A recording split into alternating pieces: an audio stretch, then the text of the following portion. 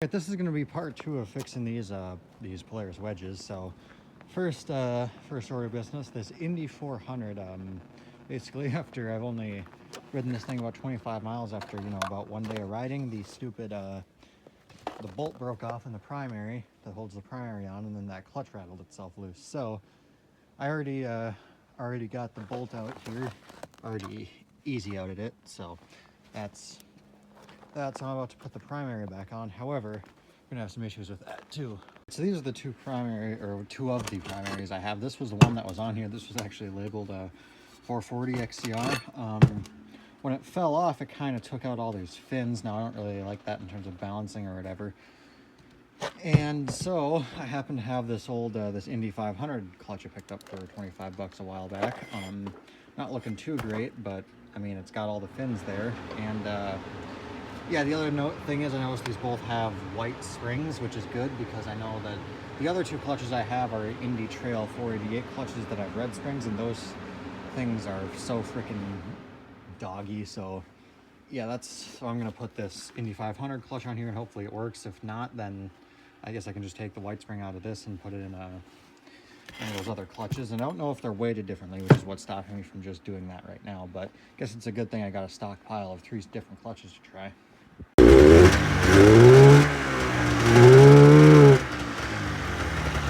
So that's that issue solved. Now the next couple issues that these carburetors, this sled in general is just way too boggy when you hit it.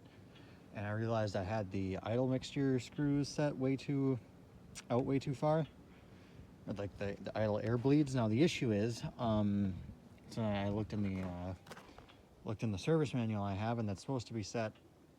I set it all the way, and unfortunately I misread it, and it's set half a turn in too far, but I don't necessarily think that's the entire issue, so I might try setting those needles down a bit further and see if that fixes it. Then I'm going to put the airbox on, because I don't think this motor really appreciated me riding it all that, getting snow packed in there without any second snow in there. I don't think it appreciated that too much. So alright, so there's a number of other issues with these sleds too. This is that 488 I was doing. The issue is with this 488 and that 400 is that they all have extra 10 skids in them. And I basically found out the way I did it was, God, there's so much snow packed in there. I drilled out that rivet, and that's what I used as the mounting hole. If you can see that very well. Try and frickin'. Anyway, yeah, I used that as the mounting hole, and I think it really needs to be one down, because not on this one, because this one doesn't have any plastic wear bars on the top of the tunnel, but on the other one, it hits them pretty bad, and this one's pretty close to hitting too. So I think I'm gonna have to set that one down and end up making some lifting plates or whatever, some drop down plates for this one to get that mount on. For both of these, I'm gonna end up doing that. However, the issue, if we go over to the other one over here, this Indy 400, for some reason when we were ripping this one around, the suspension is just completely completely solid in the back for some reason. Don't know why, and I just rode it like that for 25 miles. Maybe thought it was something iced up. Took off a few jumps, and nope. This rear extra 10 is stuck solid, and I don't know why.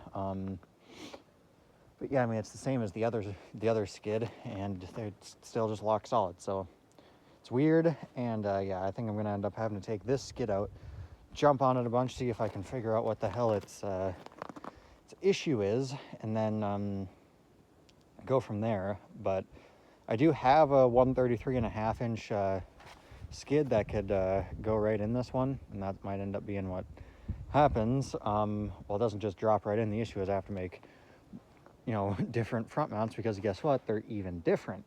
And then I got go through all the effort of taking all the track shit apart, and I really would want to avoid doing that, just because it's a lot more work, not because I wouldn't want a 133.5 in one of these, because it would actually be pretty nice. But yeah, and also I just kind of want to, and that would end up being a next year thing too, because this track is also pretty chewed up. So yeah, anyway, first thing to do right now is just gonna be fuck with these carbs and figure out why they're running like absolute ass. Alright, so it seems that readjusting those pilot jets and waiting for the thing to warm up for like, an extra 30 seconds has made that bog significantly more bearable. It's not perfect. I don't think it's ever going to be, because these carburetors are actually from a 97 488, and according to the service manual anyway, there's just very slight variances in like all the different cutouts, and like the, not the cutouts, but like the throttle. The pilot jet is the same, but then it's like the needle is all slightly different variation. Than I think it's like a matter of, it's like a 30, these are a 35 pilot jet and the other ones are a 30, or maybe it's the other way around. And I mean, these F400 carbs actually ended up on that 488 trail over there, and that one actually goes like a bat out of fucking hell. So yeah, that one also has that XLT clutch, which is very, very fast, and I really like it. However, I'm not totally sure if the because that regularly revs to $7.5 grand, and I'm not sure if that's totally safe for a 488 fan, but I don't know. Anyway, next thing I'm gonna do is maybe put that airbox in. I'm not totally sure if I want to do that yet, but I might as well try, I guess. The other issue, I don't really have the proper top, because I have an Evo style top, which has a round cutout instead of a square one right there. So I think I might wait until I get the suspension shape figured out to work on that top, and just kind of take a break for the night. So yeah, anyway, I think that'll be it for tonight. At least I got that clutch situation figured out. I mean, I suppose it would be better to use that clutch on the trail and then the XLT clutch on this, because then this would be the one that could rev to $7 grand and blow itself up rather than the 488. But I don't know. Anyway, I'll have to see how this all goes. All right, so it occurs to me that I never actually offered the real explanation for that bog issue that I was having. So now I'm offering one in editing here. So basically, the issue was that the needle jet was set to all the way lean position, because I had been attempting to have it run in like 50-degree weather to move it around on the grass. So I had set those needle jets to all the way lean position, and there's 5 positions. So now it's on the middle position like they are always set from the factory, and now that pretty much eliminated that bog entirely. All right, so I don't remember what we were exactly doing last time when I think I started this video, but I've been ripping this sled around. This has proven to be the best one thus far. And then I was always running kind of weird. I didn't think I maybe put 50 miles on this. You pull out the spark plugs, and well, what do you know? Burning differently. So check for leaks, try and make sure the carburetor is synced. And what I found is that the crank seal is bad. And well, I really want to go riding this week. Don't want to wait for one to come in online in the local parts store. I either got to spend $90 for a set of crank seals or wait until next week anyway. So time to put a spare 488 into it. Now, there are actually 2 reasons for doing this. Number 1 is this is a 85, I think. In 1985, the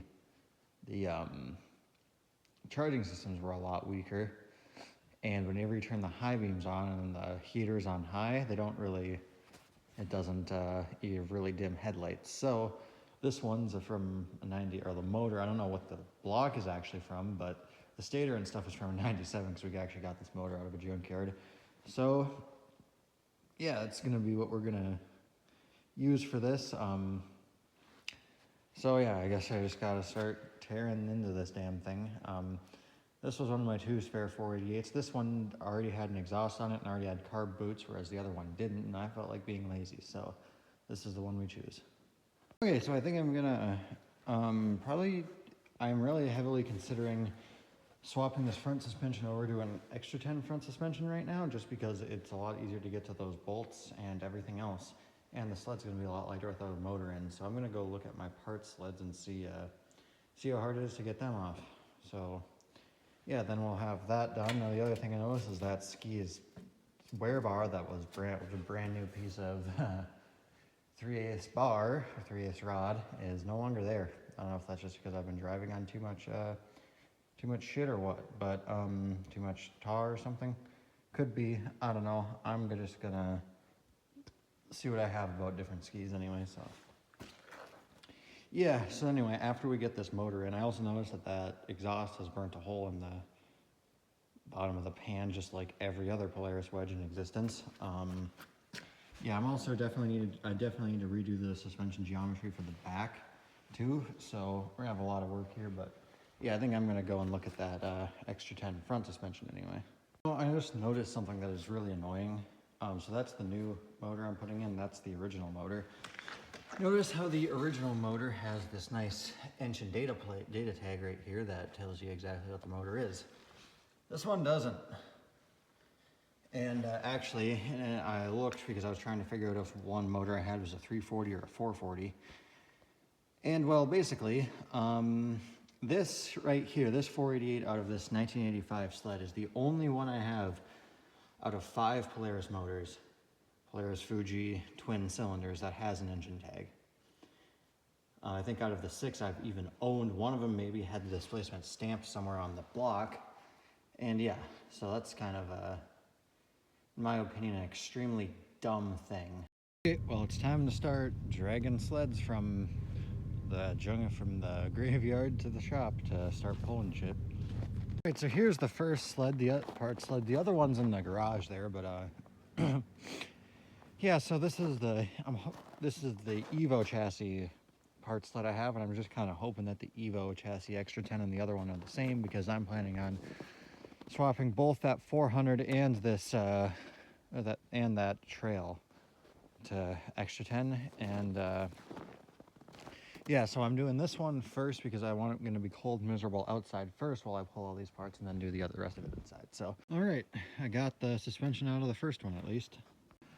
Okay, so we are in the garage here now, just looking at all the measurements now. There are definitely more issues with this whole scheme than what I initially thought. So the first thing is, or the main thing is, this is despite the fact that it says XLT, this is an Indy 400 2-cylinder. And if you can look right up there, the arms, if you don't know what arms they go all the way into the center, and the front and the bottom ones mount at about the same spot.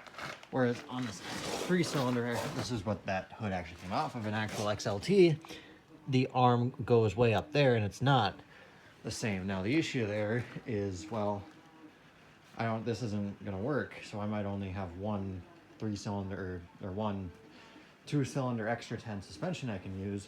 Now I'll have to see. I wonder if I can use those top arms from this one, then it'd be different. But yeah, like I said, that was the other 2-cylinder. Measuring it out though, it looks like these arms might be slightly different length than those anyway, so I don't know. I have to do more measuring, but I think the extra 10 arms are different lengths, so this might not actually end up working, and we may only be able to do an extra 10 swap on one of these suspensions. Or one of these sleds, not suspensions. God, it's fucking late.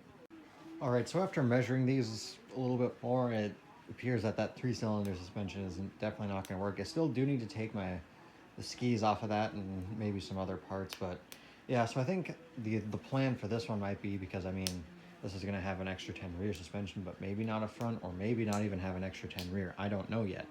But the issue with that one is just that the rear suspension doesn't flex. I think I mentioned that before. So that might end up getting swapped to a 133 standard suspension, in which case it wouldn't make a whole lot of sense to have a extra 10 front. So I think if that one maintains the extra 10, I might do the old leaf spring trick, where basically I've done them before on one of these Indies. Actually, that one that I just took the suspension out of. That one also, in addition, had it had leaf spring suspension front from the TX, which actually made it a really soft ride, but that was extra 10 plus that, which was kind of ridiculous. I wonder how it would work on non-extra 10, and yeah, I mean, don't get me wrong though, that worked fucking fantastically when I had that leaf spring front suspension. It was really soft, and I kind of liked it. But anyway, I think the one thing I will definitely maybe need off of that one is the sway bar, so I'm gonna look. Well, I should actually measure and see if the sway bars are different, because the sway bars on this 3-cylinder actually look a lot beefier than all the 2-cylinder sway bars I have. So I'm going to measure them and see if they are in fact different. All right, well, it's the next day, and I got all these extra 10 parts here. So yeah, I think the first step is going to be removing that hood so I don't bang it up, because I'm probably going to end up just doing the old flip the damn thing over on itself, so I can use that to do that method of just trying to get all this front suspension stuff out, because those front arms are a pain in the fucking ass, let me tell you, for this stuff. So yeah, I think that's going to be obviously the first thing I deal with, is just getting this front suspension all apart.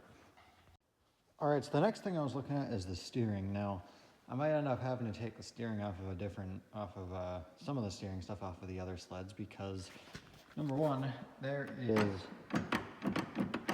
quite a lot of play in some of these parts, particularly that connecting rod, that connecting rod right there, and then some of these tie rod ends. But more importantly, this left side tie rod is bent a little bit, so I'm gonna see if I can get a different one off of those other part sleds. And I know the XLT has a totally different steering system, but I mean, that Indy trail should have a fairly similar one. And I'm also hoping that this is similar or the same, because that is also wore out, and I'd like to take up some of the play in all the steering. So yeah.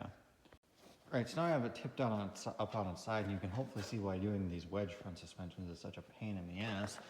It's because all the bolts are tucked behind these stupid things, and they are, at this point, most likely rusty, and don't ever want to come free. So I'm gonna just hope and pray that I can get these bolts loose.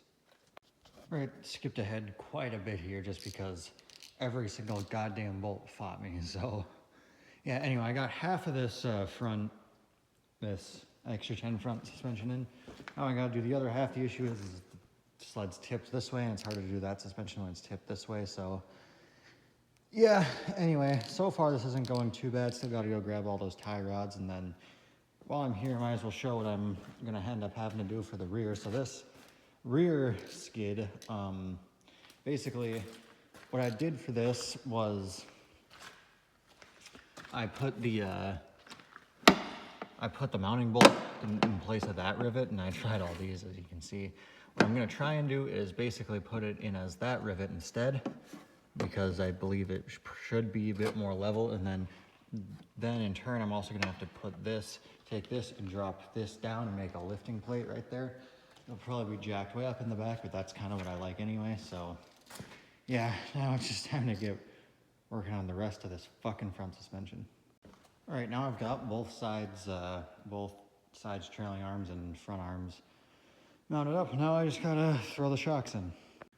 All right, now the shocks are in, and that's the rest of the front suspension anyway. Next, I gotta get the tie rods, get new tie rod ends and skis on, and realign the thing. So I think next thing I'm gonna do is just get the tie rod ends off the other sled. So yeah. All right, so these are the original tie rods, and you can see that they are bent to hell. Now, the other concerning thing is that these tie rods from the other sled are also a little bit bent, but not nearly as bad, and they are quite long. They're significantly longer, so I'll have to see if that's just a thing that's just how it is with extra 10s, like maybe the extra 10 needs a little longer thing, I don't know. But I've got that new arm right there. I think it should be the same as the old one. I don't know, I gotta figure all this shit out anyway. Either way, I'm using all the tie rod ends off the new shit anyway, because they are significantly less wore out. All right, so I'm running into a fairly odd issue for the steering. So unfortunately, I didn't take pictures of this when I took it apart, but sorry, out of breath. The issue is that when this tie rod is on top of that arm, it hits the motor when you do that. But then when you put it on the bottom of the arm, the tie rod hits this tie rod hits that tie rod when it swings. So I don't know what the issue is, but then when you put this tie rod on the bottom of this arm, which is the opposite of how it should be according to my other wedges that are other 2-cylinder wedges, and it kind of hits the bottom of the frame here, so I really don't know what to do. So I think for the time being, I think it's better to just move these to the bottom, and obviously put that back to the bottom, because yeah, I don't know. I think that's what's got to be done here. You know, it's weird because that's kind of the opposite of how it should be, but then it's also not all probably going to line up perfectly because the suspension has a lot more, you know, it's lifted. So anyway, I got to do a lot more fucking around with this steering. All right, so I think I am finally done with the front suspension, and compared to before, this thing turns like butter. I got these blue skis back on here. I took the skags off the other set of skis from the XLT because those were rusting through. The skis were anyway, so. Yeah, now looks like I just got to do all of the work on the rear suspension.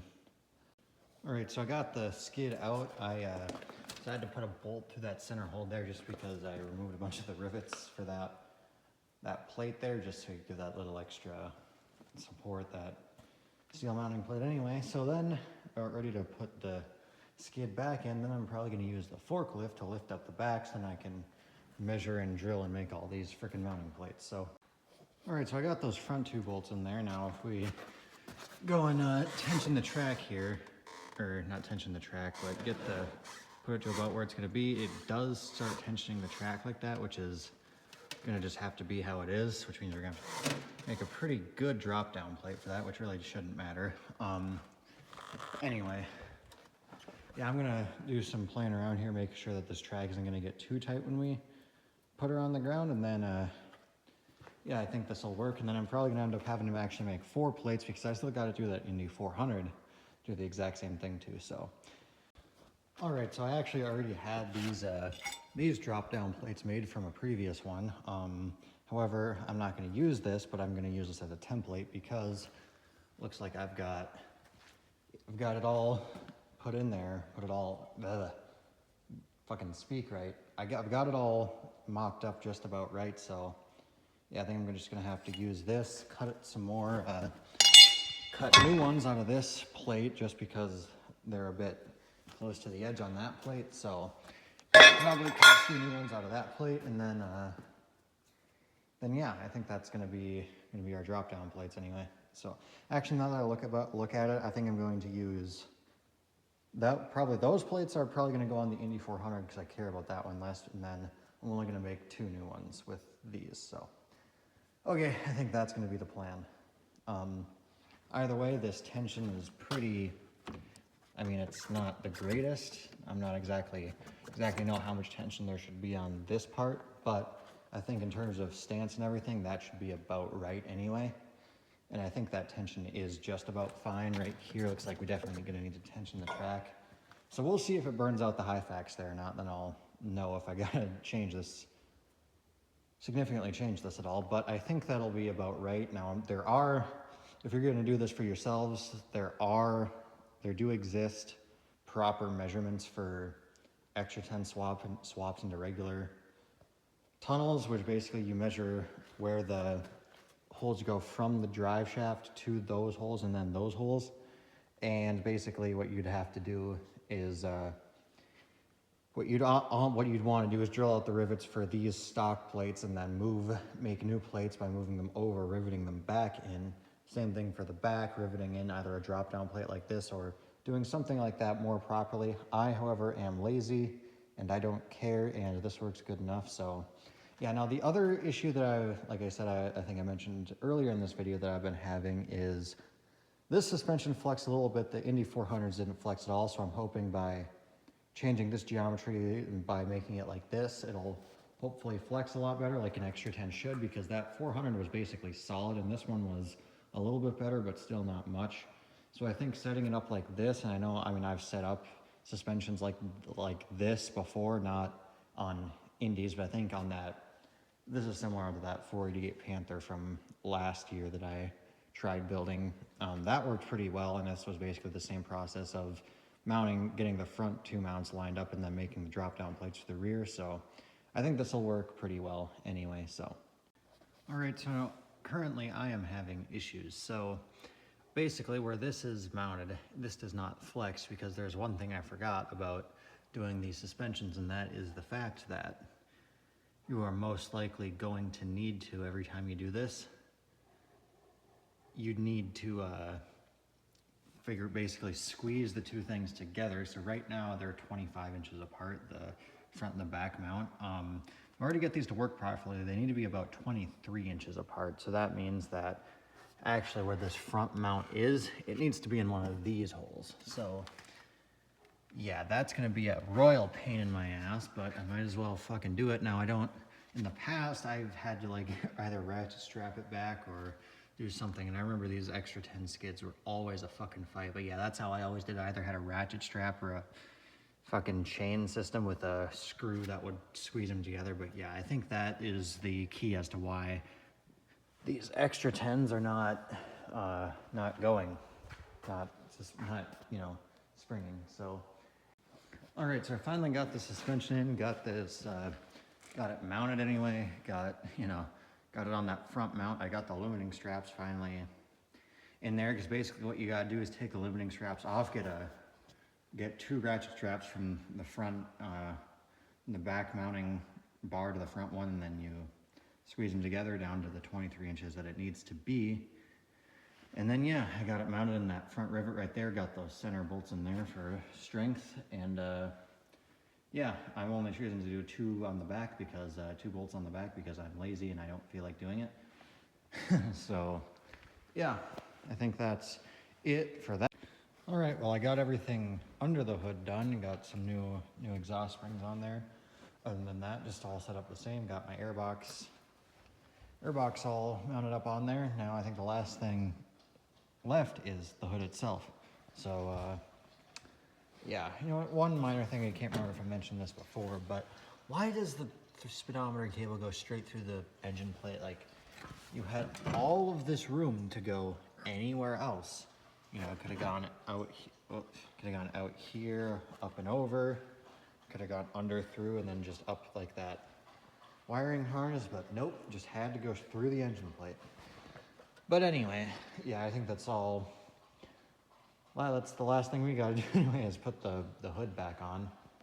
And yeah, I think then we'll have to take it for a test ride.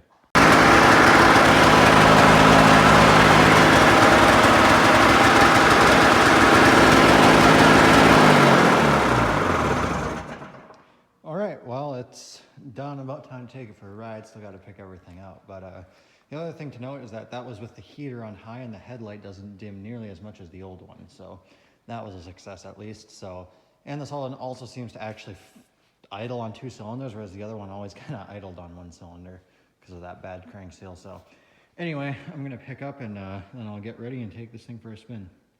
All right, so I just got back from a test ride, and I was going and it kept on bogging at full throttle. So then I came back and put more gas in it, changed spark plugs. That helped for maybe about a mile, and then it just started doing it again. So then I turned around, and all of a sudden it dies. So then it just gets worse and worse. So then I ended up taking the fuel filter off and blowing backwards through it. Then all of a sudden it started it started up, and it ran back to the house at least. So now I'm gonna try putting another fuel filter on it and seeing if that works.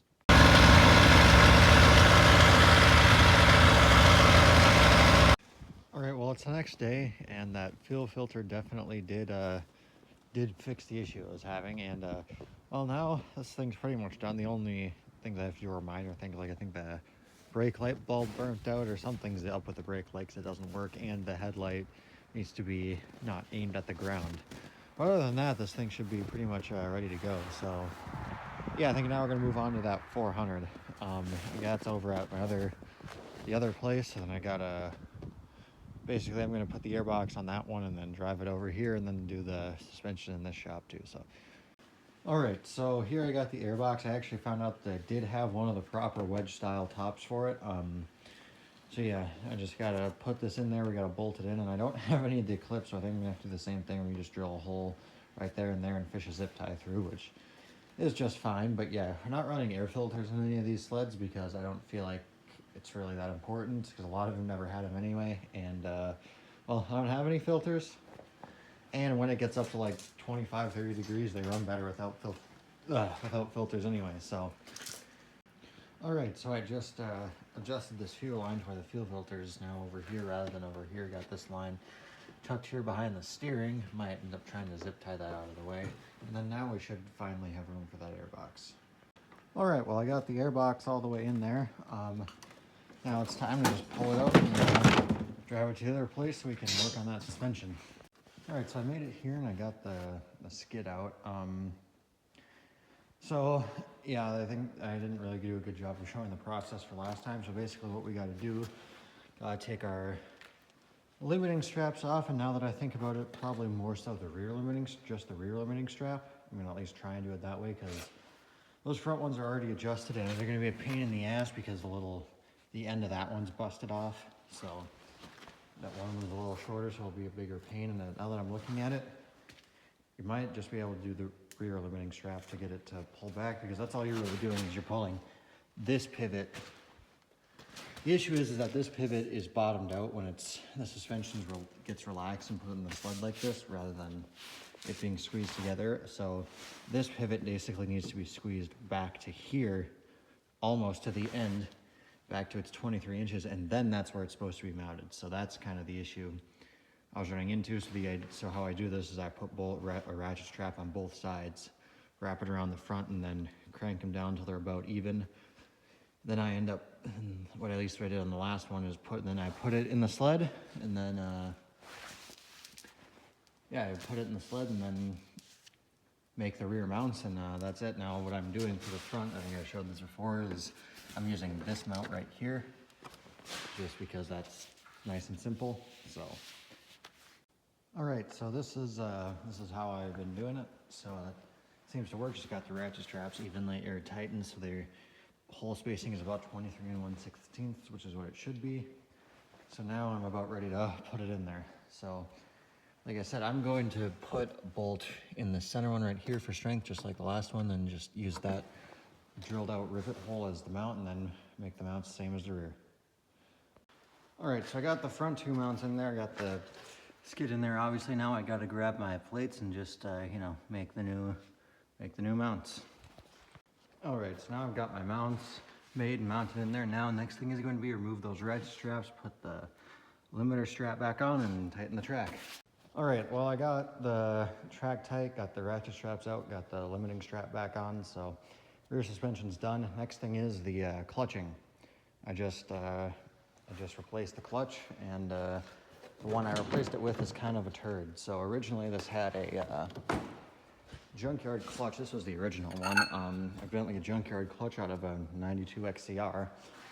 And that worked pretty decent for it, but then, as I think was showed at the beginning of this video, what I think is the beginning of this video, it's been like a week in the making, so I have no clue. I've lost track at this point, but yeah, so that fell off, and the bunch of the fins in the back are busted off. I don't really want to use it.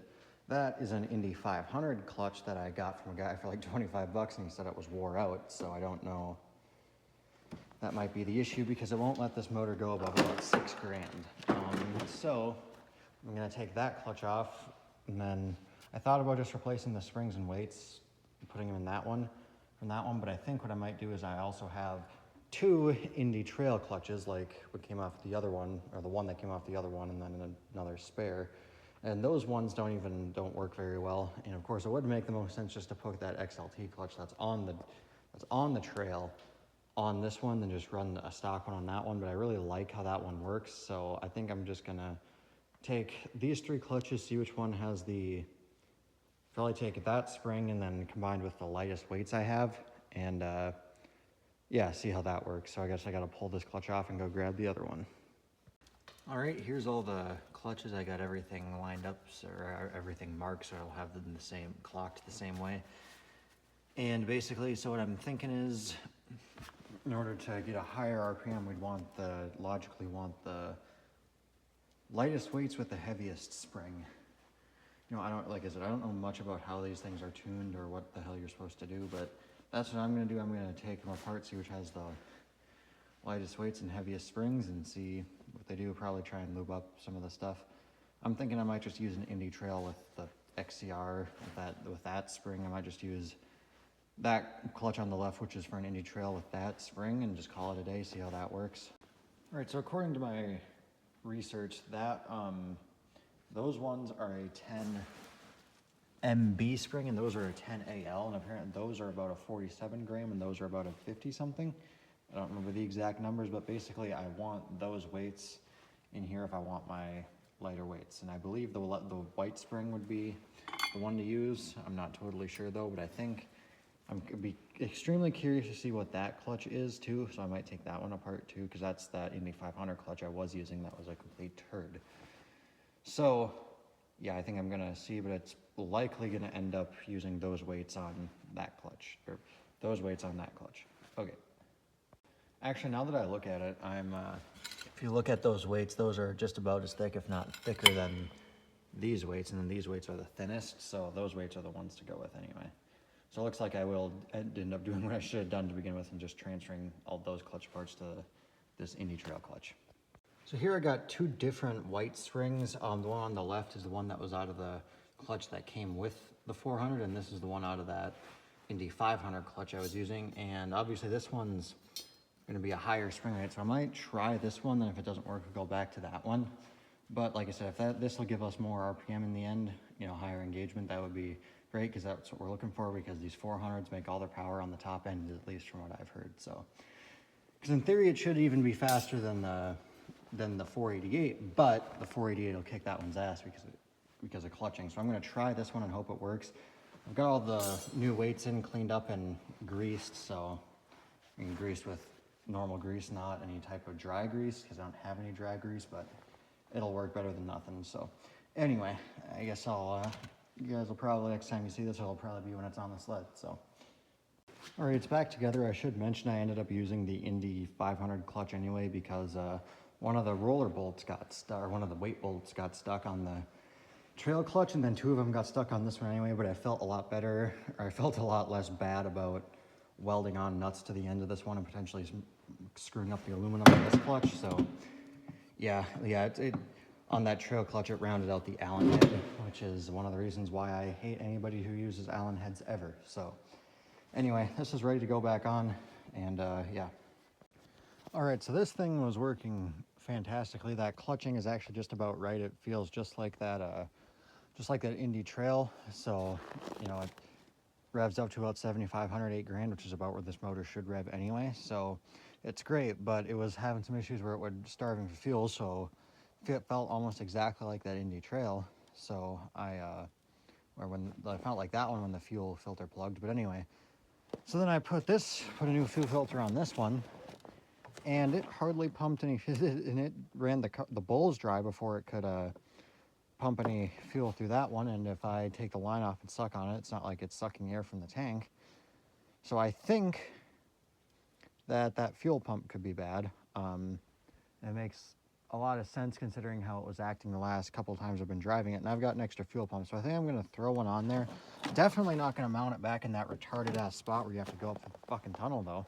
Anyway, yeah, I think I might just throw another fuel pump on there and see if it pumps fuel any better, see if that fixes any issues. Then if that does work, I'm probably gonna do the same thing as that trail and just mount it to the side of the airbox right there. All right, so this fuel pump ended up working a hell of a lot better. Now this thing runs perfectly. Before it would sit and spit and pop out of the intake, and obviously that wasn't even run with the other one. So, all right, well, I got that fuel pump mounted right there. Didn't end up cutting any of the lines, just, you know, running them down below the carburetors, then up to that fuel pump. And don't really like having them mounted on there, because then every time you want to take that off, then it's, I don't know, I just like having everything mounted on the bottom one. Anyway, that should be it for this snowmobile, and I might divide this up into more videos, because I've got a lot of work to do on that 440. Basically, it either is, well, the thing is, I don't know what motor it is. It could be a 440 because it says it on the hood, but it also has 30 millimeter carburetors instead of 34, so it could be a 340. So I don't know. I need to literally take that motor apart because it's not marked anywhere on what it is, see which motor it is, and then decide what to do. Basically, but anyway, reason being is that thing has that thing barely has any power. I mean, it's got, don't get me wrong, it's got power, it won't go above about 55 or 60, and I mean, it could just be the fact that that's the least powerful motor I have. You know, whether it's a 340 or a 440, that's still less powerful than a liquid-cooled 400 and the 488, so it might just be a slow turd of a sled, but I don't know. I need to do something about that. Maybe I'll swap it to 34s, who knows. But anyway, yeah, either those will be the end of the video or it won't, so bye. All right, so I think it's safe to say I've most likely lost track of this video at this point, but where we are now is basically I am trying to fix the electricals on this stupid thing. So right now the heaters barely work on low and they don't work on high. And now how this was originally supposed to work is this is a resistor type system where basically they had a single element heater from the factory, single element grip heaters, and it would just high or low depending on the resistor that's mounted right here. However, those are handlebars from a 96 XLT, and they have dual element, dual element stuff. So what I am trying to figure out now is why they don't really work. So what that means is that when it's on low, it powers the low side element, and which is only about half of it, and then on high it powers the high side element, and I have it wired to where the thumb heater also only works on high. Now, as far as I can tell, at least I was going off of just the thumb heater when it's on high, it's only getting like something like 5 volts when it's running to these heaters, so I don't know if that voltage drop is that bad or what the hell the deal is, or maybe it just doesn't have a good enough ground. That could also be. But I'm hoping that in one of those wires we just have a situation of one of the wires being too resistive, and then that causing it to not want to heat, because it is very annoying that it does not want to heat. Because, especially with gloves like this, it fucking freezes and you can't hardly move your hands. And it just gets to be unbearable. So I actually just happened to run out of gas exactly when I was pulled it into the shop to test, so that was very lucky of me. But yeah, anyway, so I just put gas in it. Now I'm going to do more electrical testing. So the idea is we're going to obviously make sure that this switch here, so this is a 3-way switch, whatever, I don't know, 2-way switch, I don't know. Basically, when it's up, it sends power to this. When it's down, it sends power to this. This one is the high side, this one's the high, and this one's the low. I'm going to test the voltage right here and see if it's the full voltage that it should be. And if it's not, then we know we have issues. So then we know it's the switch, but then it could also be voltage drop. We're also going to measure it using a ground from down here, because maybe the one ground wire could be bad. There could be all sorts of things that it could be. I'm also going to test the voltage and see if none of the heaters are even plugged in, what it says. So yeah, it's basically just a lot of testing and figuring out what the hell's wrong. All right, so right now I have no genuine clue what I did, but I was just testing all of the points here, and all of a sudden they seem to be heating up fairly nicely. I mean, not the best I've ever seen, but it's there at least. So now I guess the only thing is to take this thing for a fucking ride and see if my gloves freeze up or not. So I think that's what I'm gonna do. I think this is gonna be the end of this video. I guess I'm just gonna start working on this 440. This will be another video, I think. But yeah, it's blowing pretty hard outside. I don't even wanna go out and film on the thing, but that last time I was working on that 400, the grips weren't working, grip heaters weren't working very well. Wiggled around some wires, and I guess one of them had a bad connection, because they started working better. They got warm to the point where my gloves weren't freezing up, but still weren't great. But that was the end of the work on that thing for now. But yeah, that one's gonna need a new track eventually anyway. So next video, we're gonna start working on this thing. So that'll be it for this one. Bye.